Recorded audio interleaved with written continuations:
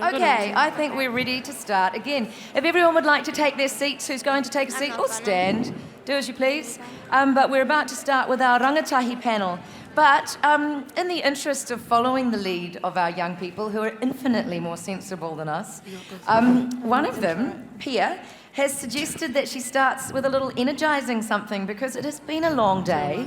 So we're going to get you up, and Pia has a plan, it's not painful, to just give us a little bit of a before we begin the Rangatahi panel. So, Pia. It's actually me and Waita, sorry, we forgot to tell you. So, kia ora te whānau, how are we feeling today? Good. Everybody's a little bit too mellow for this session, so we're going to lift the energy up a little bit. So Wyatt is going to start us off and then just follow our lead. Yep, so can everyone stand up, please? Let's get the motivation. Get your juices jiggling. Yes, yeah. That sounds really weird, but let's just jiggle. Can we do a banana? Okay, so I'm going to say, Mauria mai te mauri mō te moana. Does anyone know what mauri is? I've been hearing it all day, so I'm just going to quickly explain it. When I say Mauria mai te mauri mō te moana, I'm saying let's give the life energy of the moana to you guys. And so when I say that, you're going to follow me. And this is just a practice. You're going to go, He, ho, mauri ora. Okay, right. You reckon you can do that? You guys got it? Yeah? Yeah? All right, so follow our lead. Are we ready? Yeah. Yep. Okay. Mauria mai te mauri mō te moana. He, ho, mauri ora. You guys can do that way better. Come on now. Okay, are we ready? Yeah. Okay, let's go. Mauria mai te mauri mō te moana. He, ho, mauri ora. Awesome. Kia ora. Yeah. Kia ora. Now we can start. Oh, I feel better. Oh, no. Right. Welcome back to the third panel discussion of the afternoon. And with me, I have some exceptional young people. And on my left here is Serena Woodall from Waiheke High School. And Serena is a year 13. And was it last year or earlier this year that you did the Blake Inspire? Earlier this year. Right. Yeah. So a keen sailor is Serena, and she did one of the Blake Inspire courses. And she went off for a week and discovered on a 6-day Blake environmental leadership voyage. And she returned feeling incredibly motivated to work towards a cleaner ocean and a cleaner planet, which is a fabulous plan. And one of the things she said of the leadership voyage was how she had most enjoyed being surrounded by people who were similarly passionate about conservation issues. So this is probably your scene, I imagine. This is your panel. And then further along to my left, we have Waita Rameke Tupe and Pia Kahui McConnell, whose mum Rochelle was on the panel, the first panel of the afternoon. And they are youth environmental leaders. And earlier this year, I particularly love this, Waita and Pia were part of the Mana Rangatahi Collective, and they were heavily involved in the Auckland Climate Change Action Framework. And as representatives of Parakoreke Tamaki, in June, these two young women took a tamakahurangi to a special Auckland Council Environmental Committee meeting. Tamakahurangi is a dead turtle. And Tamakahurangi had died because he had ingested plastic. And that's how they got their message across to an environmental council meeting. And I think actually, while it's incredibly tragic, it's sometimes our actions speak so much louder than our words. And over here, on the second sofa, we have 4 students from Long Bay Primary School who, when their teacher Aaron emailed on Friday to say how much they were looking forward to it, he said they'd be here at 1 o'clock if they hadn't popped prior. I'm very glad to see that they haven't popped. But you can pop after. So, and one of the wonderful things that this class, who's incredibly engaged and switched on, has been doing is they wanted parts of their local beach area, their moana, Winston's Cove and Waiheke Beach, to be included in a marine protection area. And they organised a petition in their area, and that was taken to Parliament. They received enough signatures for that petition to go to Parliament and to be considered. And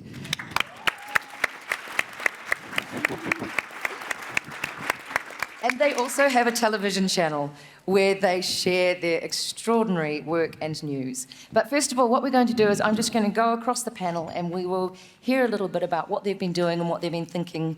And And I think one of the things is that you have heard a lot this afternoon, and you must wonder sometimes as adults why we put up so many hurdles to positive change. And it must seem completely ridiculous. So hopefully you can help us remove some of the hurdles with what you've learned. So Serena, can you first of all tell us a little bit about your Blake Inspire expedition? So kia ora everybody. A couple of weeks ago, I went on a Blake Inspire program for sailors. So there was, I think, 30 of us from all around New Zealand representing our yacht clubs, and we stayed in the Epsom boarding house, and we did a whole heap of activities all around Auckland and the Hauraki Gulf. So we sailed to Turi Matangi aboard Line New Zealand, which was Sir Peter Blake's old boat, and we collected some plankton samples over there, and we also looked at some of the wildlife and the bird life on Turi. And yeah, so we got some plankton samples from there, and we also collected plankton from just down the waterfront down here, and we went to the lab and looked at that. And we also did some beach cleanups and looked at microplastics, and we also looked at sedimentation and mudflats as well, which was really interesting. So yeah, at the end of the course, we had to come up with an action plan of what we wanted to do when we got back into our communities and back into our yacht clubs. So my action plan was to install a sea bin at West Haven Marina and create like an environmental sort of program in my yacht club. So I sail for the Royal New Zealand Yacht Squadron, so it's quite a big club, and it's home to the America's Cup, so it's quite big, and there's lots of stuff going around at the moment in the yacht club. So at the moment we're just starting off the plan, and we're starting up a sustainability group at the yacht club. We've got Bianca Cook on board, who's a Volvo Ocean Race sailor and sailed for Turn the Tide on Plastic last race, and she's doing her own Kiwi campaign this race, and she's keen to help us out and really has lots of knowledge around microplastics and really keen to get involved about that, so it's really awesome. And yeah. Is there anything particularly strange you've found in your search for, rubbish along the foreshore? I mean, there's been lots of surprising things. I was pretty surprised about the amount of microplastics. We did a clean-up on Okahu Bay, and we found so many little bits of plastic and little bits of microplastic, which was pretty rare to see. But yeah, on Waiheke where I live, we've had, like sheep wash up on the beach and lots of random stuff like that. So Okay. Yeah. And so who are you working with to achieve your action plan? At the moment, just some people at my yacht club and other people like Bianca Cook, who's come on board with us. But yeah, just starting to create like a sort of sustainability group at the moment. And with your peers, are they, do you feel like you can get them wrapped up? Are they joining you in the crusade? Yeah, I think youth at the moment are all really passionate and really keen to get stuck in, especially with stuff like this. I mean, there's all the youth climate strike stuff recently this year, so I think everybody's really keen to get stuck in, and yeah. And do you ever think there's anything in particular that you'd like adults to change about their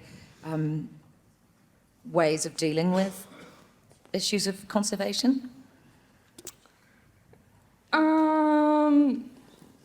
I think it's just getting stuck in and doing stuff, like there's lots of talk about it, but you don't see like as much action, or that's what I find anyway in my community on Waiheke Island. Everybody's got lots of ideas and everybody is getting stuck in, but it's not really publicised enough, I don't think. Yeah, I think that's making lots and lots of sense. I think we could all learn a lot from you. And now, Waiata and Pia, can you tell us a bit about your journey into this conservation mahi? So Pia and I started out manning bin stations at events where we would, and this was when we were 14 years old, but we would stand there and tell people which specific bin to put their rubbish in, and we had been working in event spaces for ages, just diverting rubbish from landfill as much as we could through events. And then it was one day we were working for one particular event last year. So basically we were standing at this bin station, and we love manning events, we always have, it's always been a really fun part of our lives, I guess. And we were standing there, and my mum is the CEO, or our boss, of Parakoti Tamaki, and I sarcastically said, Mum, you should get me a job doing this, and then she disappeared and came back 20 minutes later and said, we've just developed this Rangatahi program, you and Wyatt are going to be the leaders, and that's pretty much how this started. We didn't know what we were doing, we didn't know what it meant to be Rangatahi leaders or anything, and then this kaupapa just kind of grew into us being, the rangatahi of Parakoti Tamaki. So first of all, what inspired you when you were 14 to begin this work? Because most young people are a little bit less kind of fussed about the rubbish, or some are. Mm-hmm. What made you want to stand at rubbish bins at events beside the free ticket? I think seeing my mum honestly start all the mahi at Hauraki marae, she was the one that got me and both Wyatt, also both of us, on board with this kaupapa and just the passion of protecting Papatūānuku and doing it for her opposed to doing it for anything else. Yeah, there was also an energy. So I got brought along by Pia, who got brought along by Rochelle, but I got brought along because of the energy around it.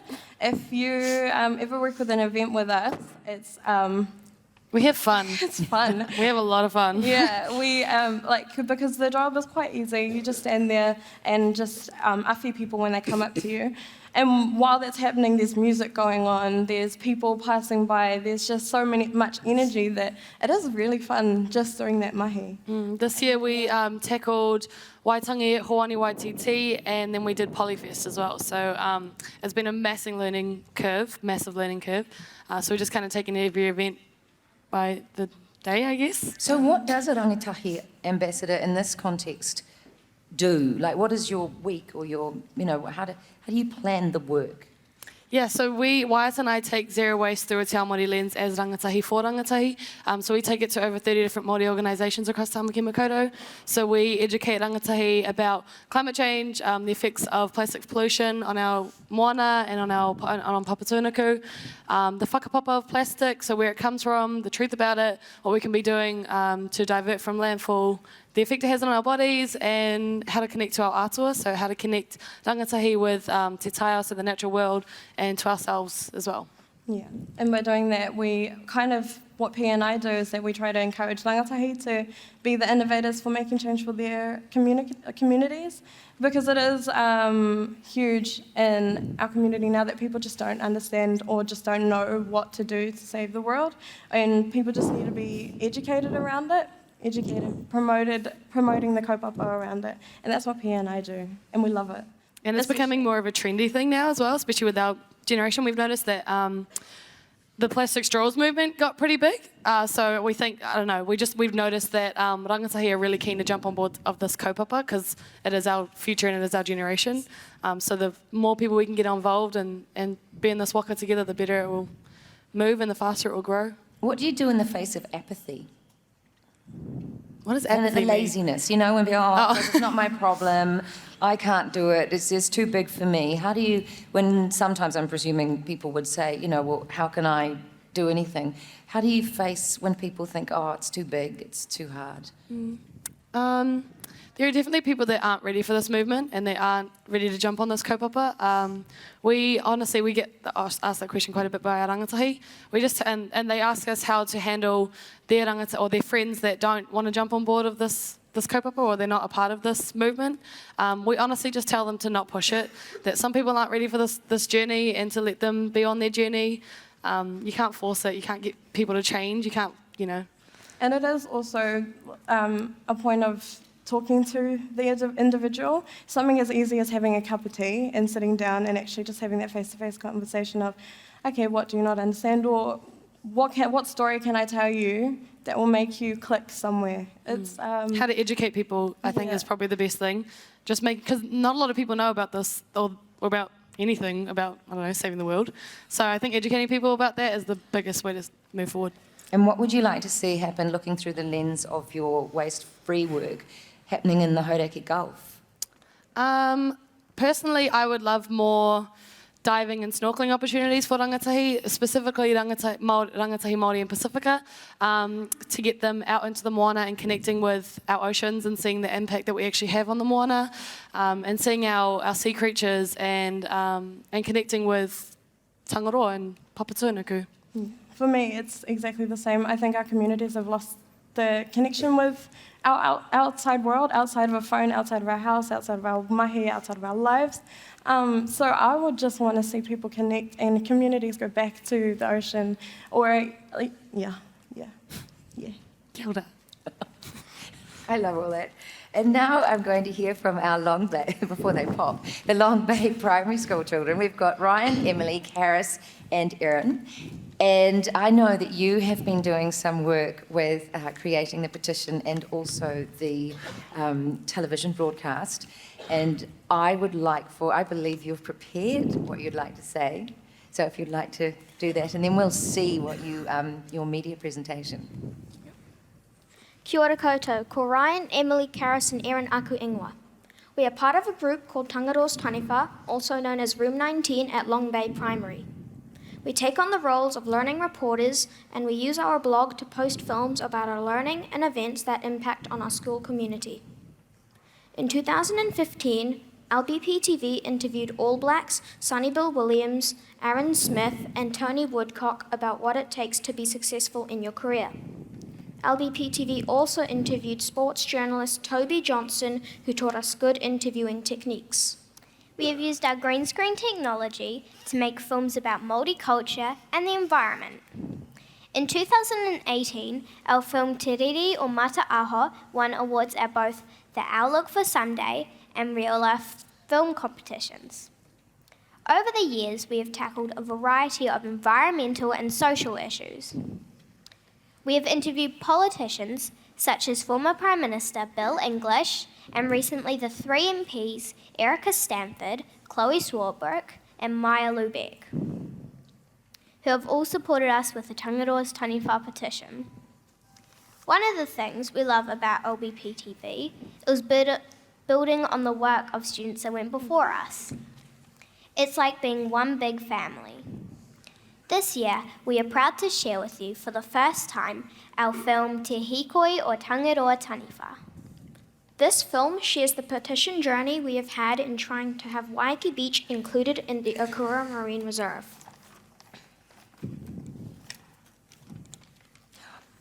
We could please have Tangaroa's Taniwha, please. Oh, we can't see it.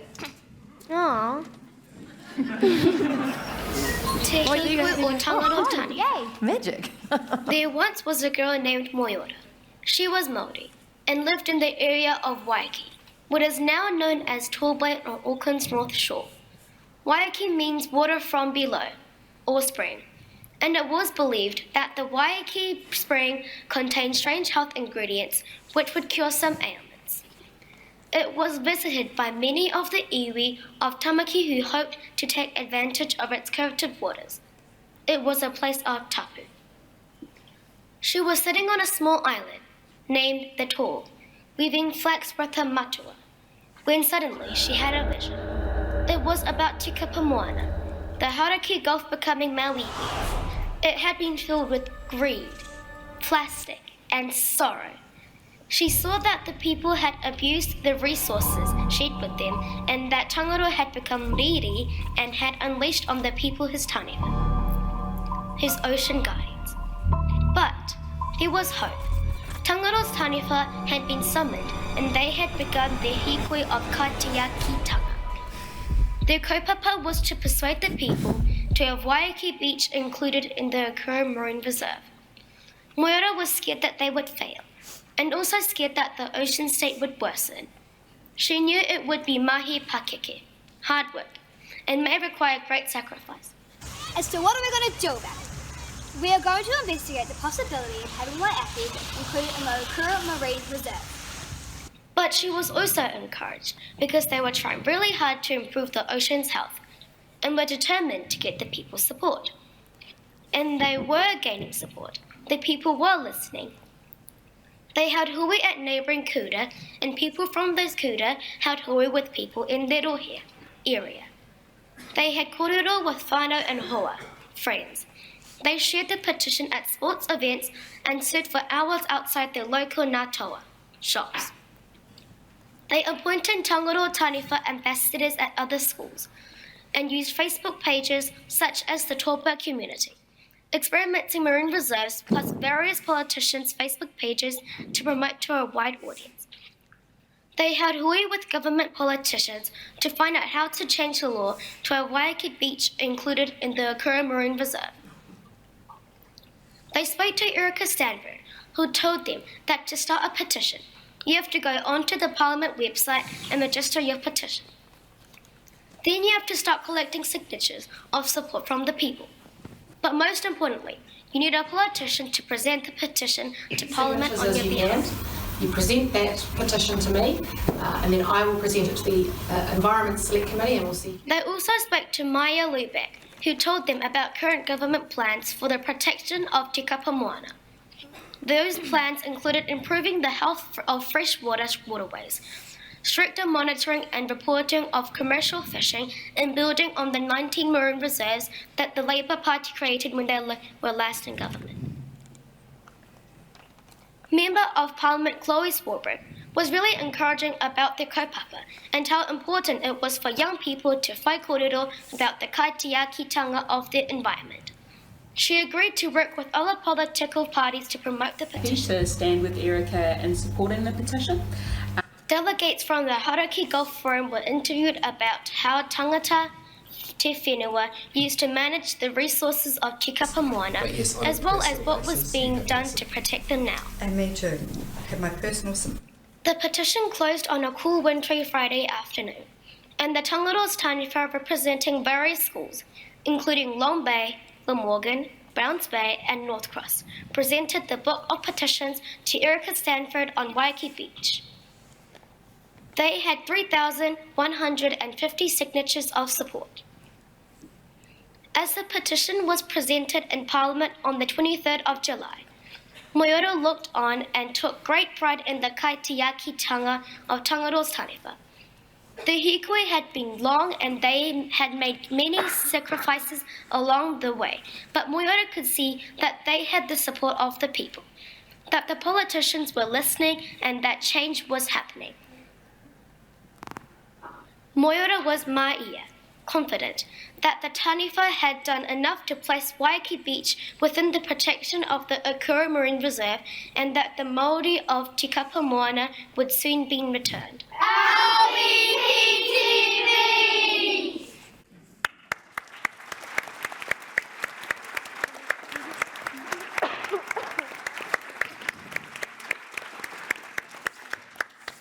I think you can tell we all very much enjoyed that. So can you, one of you, or all of you, tell me what did you learn from your petition experience? First of all, we just want to say kia ora for having us here. You're welcome. Thank you for coming. For starters, I learned what a petition was. And that just because we're kids doesn't mean we can't make our voices heard.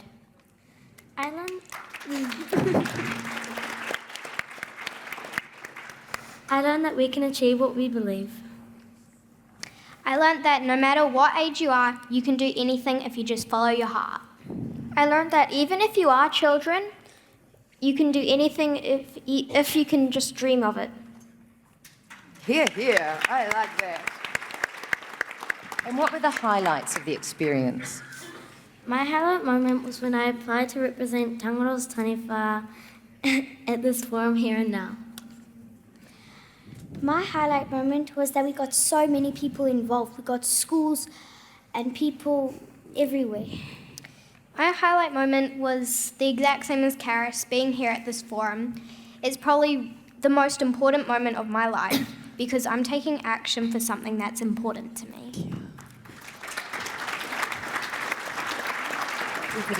And do you have any advice for people who wish to do something similar? Haere tonu kia kaha. Stay strong, never give up. And keep going.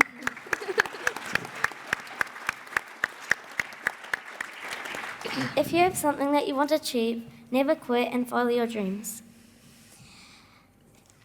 The only advice I can give environmental-wise, when things get hard, don't give up and keep going. And then you can achieve anything on your mind. Just believe in yourself. Nothing, just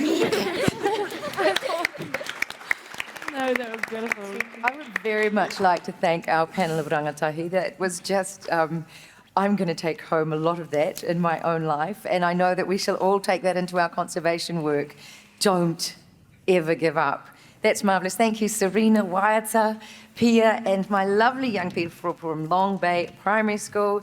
We have Ryan, Emily, Karis, and Erin over there. And any advice for people about how not to pop when you're really excited? Stay away from sugar. Eat. Eat enough. Well, I was just thinking because I know next we've got the Holdaway Awards, and I know some of you will be so excited you could be on the verge of popping. So I did hope that we might have some advice for that. But that's going to take place in 2 minutes downstairs on level 2. So you can go to where that reception is happening by either elevator down to level 2. There'll be a light supper and refreshments afterwards. In fact, I think you might even walk into a bar. So do down to level 2 now. Quick trip to the wharepaki if you must, and we will have the Holdaway Awards at 5:20 on level 2. Thank you so much, everybody, for your attention and kindness. Very nice. Thank you, panel.